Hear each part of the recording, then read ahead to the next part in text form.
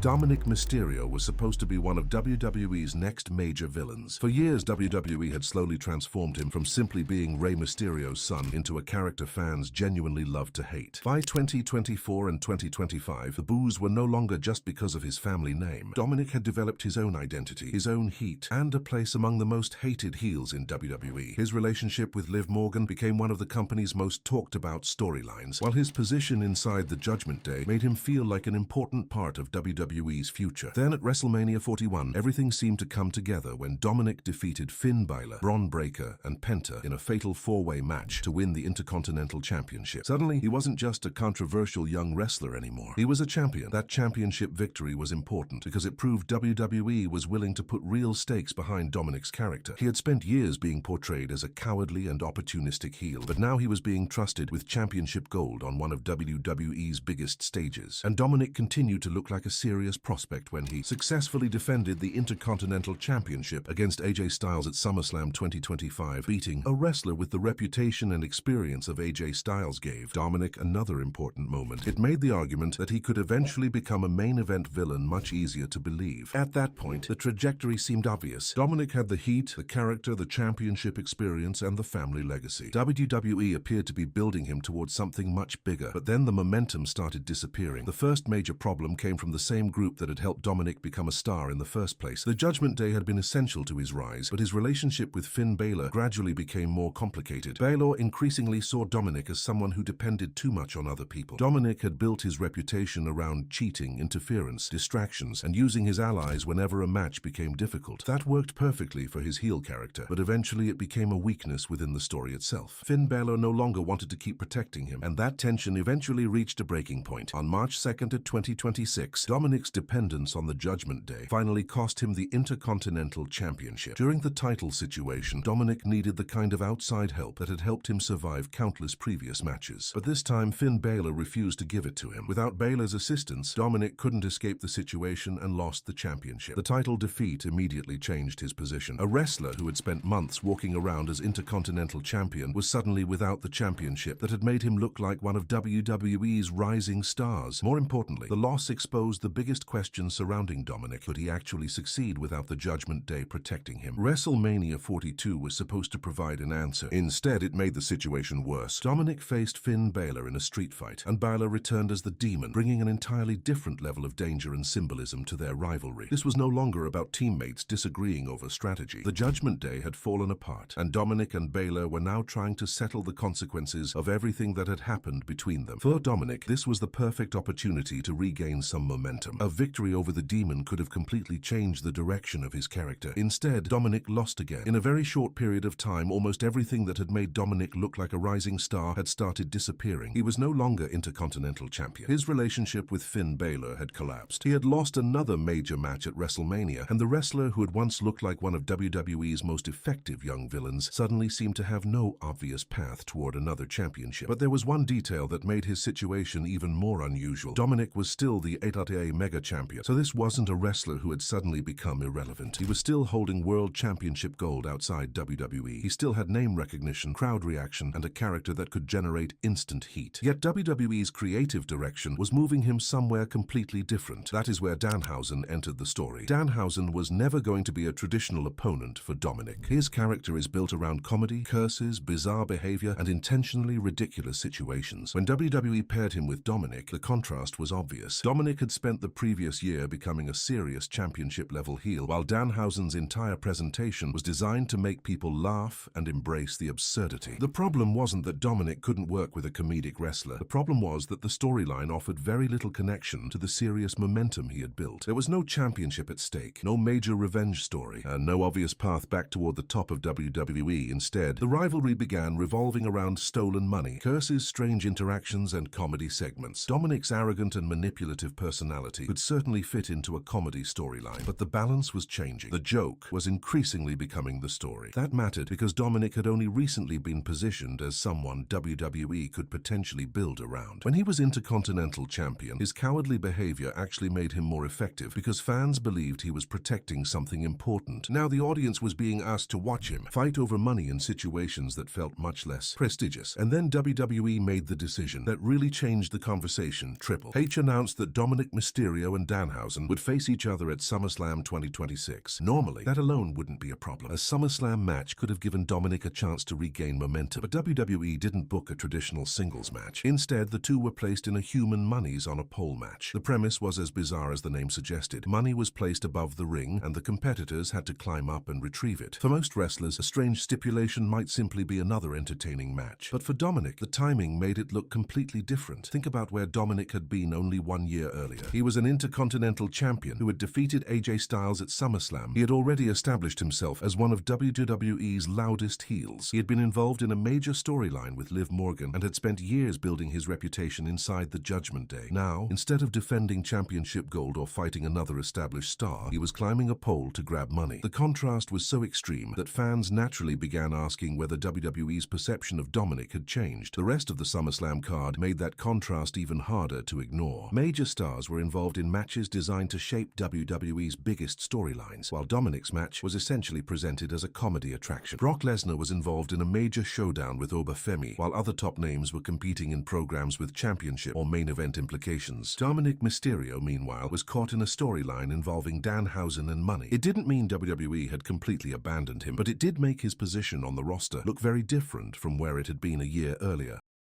And the criticism didn't come from fans alone. Wrestling media also began questioning the direction. The concern wasn't that Dominik had participated in a comedy match. Wrestling has always used comedy, and even serious wrestlers can benefit from showing another side of their personalities. The concern was the complete change in presentation. A wrestler who had recently been treated like a championship-level heel was suddenly being placed into a storyline where comedy appeared to be the main attraction. That made people question whether WWE was protecting Dominik or simply trying to find something for him to do. Then came the match itself. Dominik entered SummerSlam with a chance to change the narrative. If he defeated Danhausen, WWE could have used the victory to move him into another storyline. He could have cheated his way to the money, mocked Danhausen, and returned to being the arrogant villain fans had spent years booing. Even a ridiculous match could have been used to make Dominik look clever. But instead, the match became even more chaotic, with outside involvement and comedic moments taking over the contest. And when everything was finished, Danhausen defeated Dominik. That loss was what made the entire situation much harder to ignore. Losing isn't automatically damaging in professional wrestling. Top wrestlers lose all the time, and a well-booked defeat can actually make a wrestler more valuable. But context is everything. If Dominik had lost a serious match against a major star after a competitive performance, fans could have easily moved on. Instead, he had lost a comedy match that was built around retrieving money from above the ring. Coming immediately after his championship loss and defeat to the Demon, the result made his downward trajectory look even more obvious. Now, the question wasn't simply why Dominik lost. The question was what WWE actually wanted him to become, because Dominik still has almost every ingredient needed to become a major star. His connection to Rey Mysterio gives him a built-in history that very few wrestlers can match. His years as a heel have already proven that he can generate genuine emotional reactions. Fans don't just react politely when Dominik appears. They boo him because they understand his character. That kind of reaction is extremely valuable in professional wrestling. So WWE doesn't have to teach the audience how to dislike Dominik. They already do. He also has championship experience. He has already held the Intercontinental Championship, defended it against AJ Styles, and carried the 8AA Mega Championship. That means the problem isn't a lack of credibility or experience. WWE has already shown that it trusts him with important matches and championships. The bigger issue is consistency. The company spent years building Dominik as a serious heel and then suddenly shifted him into a comedic storyline without clearly establishing where that storyline was supposed to take him, and that's why the Danhausen situation could become either a small detour or a major turning point. If WWE eventually moves Dominik back into a serious rivalry, the human Monies on a pole match may become nothing more than a strange chapter in his career. Wrestling fans have seen plenty of bizarre storylines that were eventually forgotten once a wrestler returned to serious competition. Dominik could come out of this more aggressive, more desperate, and even more dangerous. He could use the embarrassment of losing to Danhausen as motivation and begin rebuilding himself. But if the comedy continues, the criticism will become harder to dismiss. There is a major difference between a heel who occasionally participates in comedy and a wrestler whose booking has become primarily comedic. Dominik's best work has always come from his ability to be arrogant, cowardly, selfish, and manipulative. He doesn't need to become a completely serious character. In fact, some of his humor can make him more entertaining, but WWE still needs to remind fans that underneath the comedy is a wrestler, capable of competing for championships and carrying important stories. That's what appeared to be missing during this period. 1 year ago, fans were talking about Dominik as a champion and wondering how far he could go. Now the conversation is about whether WWE has lost faith in him. The difference is is enormous. A wrestler can fall down the card temporarily and still recover. But the longer WWE keeps a wrestler away from meaningful competition, the harder it becomes to maintain the momentum that was built before. And that brings us back to the question that makes Dominik's story so interesting. Was SummerSlam 2026 simply a temporary comedy storyline designed to give fans something unexpected? Or was it a sign that Triple H has changed his plans for Dominik Mysterio? Maybe WWE still sees him as a future main event heel, and this was simply an unusual detour. Maybe the company wants Dominik to develop a more entertaining side before eventually turning him serious again. Or maybe the championship run was the peak of this particular push, and WWE now sees him as a valuable mid-card personality rather than a future world champion. Right now, the answer isn't completely clear, but the change in presentation is impossible to ignore. Dominik Mysterio went from being one of WWE's most hated young heels to becoming Intercontinental Champion. He defeated AJ Styles and looked like a wrestler on the rise. Then he lost his championship, lost his alliance with Finn Bálor, lost to the Demon at WrestleMania 42, entered a bizarre rivalry with Danhausen, competed in a human Monies on a pole match, and ultimately lost that match as well. Triple H didn't necessarily turn Dominik Mysterio into a joke, and one strange storyline doesn't erase everything Dominik accomplished before it. But WWE's booking has created a question that wasn't being asked a year ago. Does the company still see Dominik as one of its future main event villains? Because the talent is still there, the crowd reaction is still there, the character is still there, the championship history is still there. What Dominik needs now is direction. If WWE gives him another serious storyline and allows him to rebuild his credibility, this entire period could eventually become nothing more than a bizarre footnote. But if WWE continues down the same path, then SummerSlam 2026 may be remembered as the moment the perception of Dominik Mysterio truly changed. Not because he lost to Danhausen, but because, for the first time, fans began wondering whether WWE had stopped seeing the wrestler they thought it was building.